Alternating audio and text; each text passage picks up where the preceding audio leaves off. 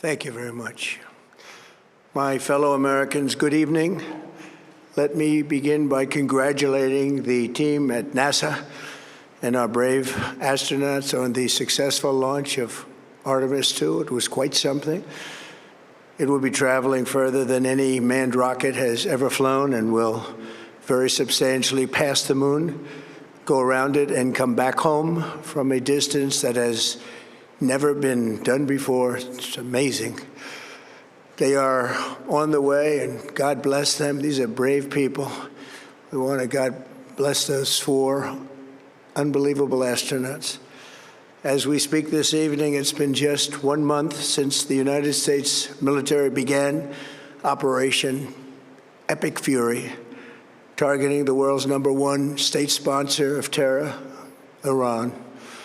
In these past 4 weeks, our armed forces have delivered swift, decisive, overwhelming victories on the battlefield, victories like few people have ever seen before. Tonight, Iran's Navy is gone. Their Air Force is in ruins. Their leaders, most of them terrorist regime they led, are now dead. Their command and control of the Islamic Revolutionary Guard Corps is being decimated as we speak. Their ability to launch missiles and drones is dramatically curtailed, and their weapons, factories, and rocket launchers are being blown to pieces. Very few of them left. Never in the history of warfare has an enemy suffered such clear and devastating large-scale losses in a matter of weeks. Our enemies are losing in America, as it has been for 5 years under my presidency, is winning, and now winning bigger than ever before. Before discussing this current situation, I also want to thank our troops for the masterful job they did in taking the country of Venezuela in a matter of minutes. That hit was quick, lethal, violent, and respected by everyone all over the world. After rebuilding our military during my first term, we have by far the strongest military anywhere in the world. And now we're working along with Venezuela and are, in a true sense, joint venture partners. We're getting along incredibly well in the production and sale of massive amounts of oil and gas, the second largest reserves on Earth after the United States of America. We're now totally independent of the Middle East, and yet we are there to help. We don't have to be there. We don't need their oil. We don't need anything they have, but we're there to help our allies. Tonight, I want to provide an update on the tremendous progress our warriors have made in Iran and discuss why Operation Epic Fury is necessary for the safety of America and the security of the free world. From the very first day I announced my campaign for president in 2015, I have vowed that I would never allow Iran to have a nuclear weapon. This fanatical regime has been chanting death to America, death to Israel for 47 years. Their proxies were behind the murder of 241 Americans in the Marine barracks bombing in Beirut, the slaughter of hundreds of our service members with roadside bombs. They were involved in the attack on the USS Cole, and they carried out the countless other heinous acts, including the just horrible, bloody atrocities of October 7th in Israel, something that most people have never seen anything like it. This murderous regime also recently killed 45,000 of their own people who were protesting in Iran. 45,000 dead. For these terrorists to have nuclear weapons would be an intolerable threat. The most violent and thuggish regime on earth would be free to carry out their campaigns of terror, coercion, conquest, and mass murder from behind a nuclear shield. I will never let that happen, and neither should any of our past presidents. This situation has been going on for 47 years and should have been handled long before I arrived in office. I did many things during my 2 terms in office to stop the quest for nuclear weapons by Iran. First, And perhaps most importantly, I killed General Qasem Soleimani in my first term. He was an evil genius, brilliant person, a horrible human being, however, the father of the roadside bomb. And he lived just horrible, what he did. Iran would have been perhaps in far better, stronger position. Had he lived, we would have had probably a different conversation tonight. But you know what? We'd still be winning and winning big. And then, very importantly, I terminated Barack Hussein Obama's Iran nuclear deal, a disaster.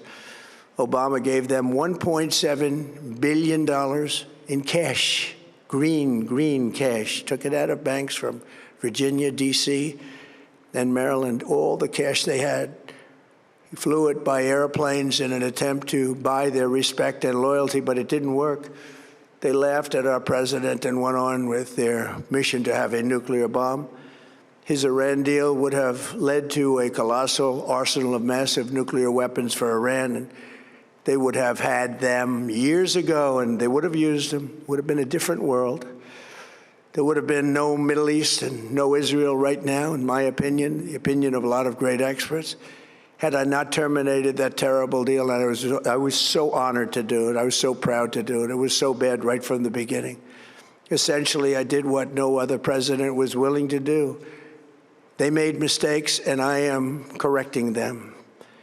My first preference was always the path of diplomacy, yet the regime continued their relentless quest for nuclear weapons and rejected every attempt at an agreement. For this reason, in June, I ordered a strike on Iran's key nuclear facilities, an Operation Midnight Hammer. Nobody's ever seen anything like it. Those beautiful B-2 bombers performed magnificently. We totally obliterated those nuclear sites. The regime then sought to rebuild their nuclear program at a totally different location, making clear they had no intention of abandoning their pursuit of nuclear weapons. They were also rapidly building a vast stockpile of conventional ballistic missiles and would soon have had missiles that could reach the American homeland, Europe, and virtually any other place on Earth. Iran's strategy was so obvious. They wanted to produce as many missiles as possible, and they did, with the longest range possible. And they had some weapons that nobody believed they had. We just learned that out. We took them out. We took them all out so that no one would really dare stop them. And their race for a nuclear bomb, a nuclear weapon like nobody's ever seen before. They were right at the doorstep. For years, everyone has said that Iran cannot have nuclear weapons, but in the end, those are just words if you're not willing to take action when the time comes. As I stated in my announcement of Operation Epic Fury, our objectives are very simple and clear. We are systematically dismantling the regime's ability to threaten America or project power outside of their borders. That means eliminating Iran's Navy, which is now absolutely destroyed, hurting their Air Force and their missile program at levels never seen before, and annihilating their defense industrial base. We've done all of it. Their Navy is gone. Their Air Force is gone. Their missiles are just about used up or beaten. Taken together, these actions will cripple Iran military, crush their ability to support terrorist proxies, and deny them the ability to build a nuclear bomb. Our armed forces have been extraordinary. There's never been anything like it militarily. Everyone is talking about it, and tonight I'm pleased to say that these core strategic objectives are nearing completion. As we celebrate this progress, we think especially of the 13 American warriors who have laid down their lives in this fight to prevent our children from ever having to face a nuclear Iran. Twice this past month, I have traveled to Dover Air Force Base, and it's been something. I wanted to be with those heroes as they return to American soil, and I was with them and their families, their parents, their wives, their husbands. We salute them, and now we must honor them by completing the mission for which they gave their lives. And every single one of the people, their loved ones said, "Please, sir, please finish the job, every one of them. And we are going to finish the job, and we're going to finish it very fast. We're getting very close. I want to thank our allies in the Middle East, Israel, Saudi Arabia, Qatar, the UAE, Kuwait, and Bahrain.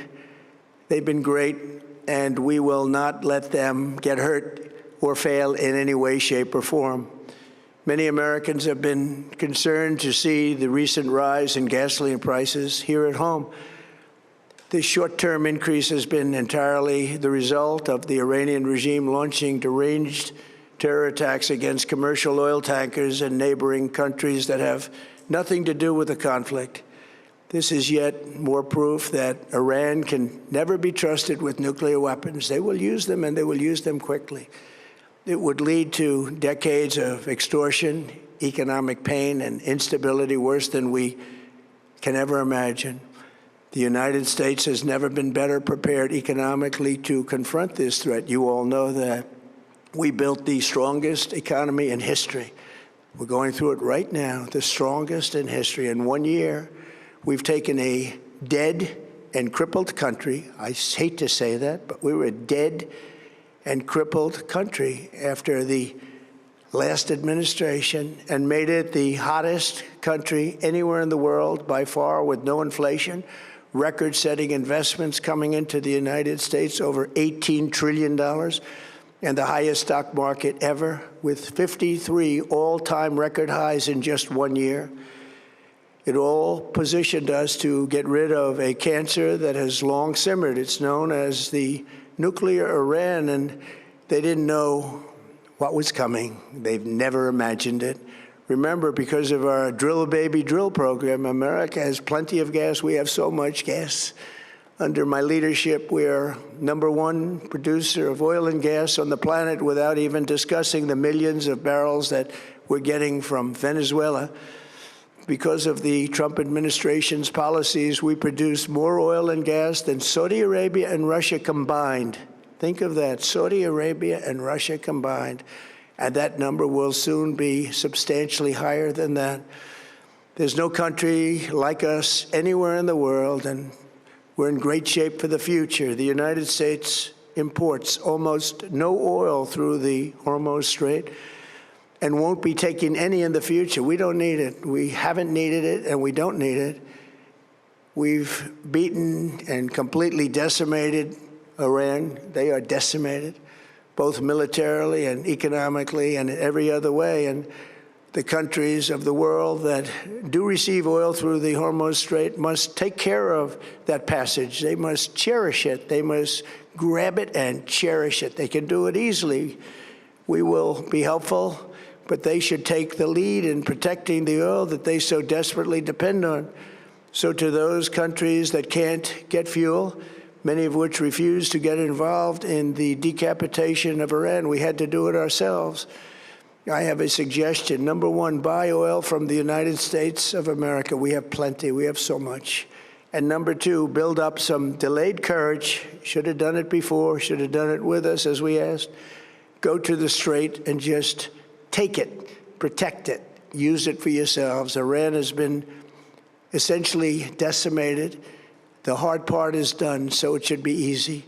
And in any event, when this conflict is over, the Strait will open up naturally. It'll just open up naturally. They're going to want to be able to sell oil because that's all they have to try and rebuild. It will resume the flowing, and the gas prices will rapidly come back down. Stock prices will rapidly go back up. They haven't come down very much, frankly. They came down a little bit, but they've had some very good days over the last couple of days. We've done actually much better than I thought, but we had to take that little journey to Iran to get rid of this horrible threat. With our historic tax cuts, where people are just now talking about receiving larger refunds than they ever thought possible, they are getting so much more money than they thought. That's from the great, big, beautiful bill. Our economy is strong and improving by the day, and it will soon be roaring back like never before. It will top the levels that it was a month ago. I've made clear from the beginning of Operation Epic Fury that we will continue until our objectives are fully achieved. Thanks to the progress we've made, I can say tonight that we are on track to complete all of America's military objectives shortly, very shortly. We're going to hit them extremely hard over the next 2 to 3 weeks. We're going to bring them back to the Stone Ages where they belong. In the meantime, discussions are ongoing. Regime change was not our goal. We never said regime change, but regime change has occurred because of all of their original leaders' death. They're all dead. The new group is less radical and much more reasonable. Yet if during this period of time no deal is made, we have our eyes on key targets. If there is no deal, we are going to hit each and every one of their electric generating plants very hard and probably simultaneously. We have not hit their oil, even though that's the easiest target of all, because it would not give them even a small chance of survival or rebuilding. But we could hit it, and it would be gone, and there's not a thing they could do about it. They have no anti-aircraft equipment. Their radar is 100% annihilated. We are unstoppable as a military force. The nuclear sites that we obliterated with the B-2 bombers have been hit so hard that it would take months to get near the nuclear dust, and we have it under intense satellite surveillance and control. If we see them make a move, even a move for it, we'll hit them with missiles very hard again. We have all the cards, they have none. It's very important that we keep this conflict in perspective. American involvement in World War I lasted 1 year, 7 months, and 5 days. World War II lasted for 3 years, 8 months, and 25 days. The Korean War lasted for 3 years, 1 month, and 2 days. The Vietnam War lasted for 19 years, 5 months, and 29 days. Iraq went on for 8 years, 8 months, and 28 days. We are in this military operation, so powerful, so brilliant, against one of the most powerful countries for 32 days. And the country has been eviscerated and essentially is really no longer a threat. They were the bully of the Middle East, but they're the bully no longer. This is a true investment in your children and your grandchildren's future. The whole world is watching, and they can't leave the power, strength, and brilliance. They just can't believe what they're seeing. They leave it to your imagination, but they can't believe what they're seeing, the brilliance of the United States military. Tonight, every American can look forward to a day when we are finally free from the wickedness of Iranian aggression and the specter of nuclear blackmail. Because of the actions we have taken, we are on the cusp of ending Iran's sinister threat to America and the world. And I'll tell you, the world is watching. And when we do, when it's all over, the United States will be safer, stronger, more prosperous, and greater than it has ever been before. May God bless the men and women of the United States Armed Forces, and may God bless the United States of America. Thank you very much, and good night.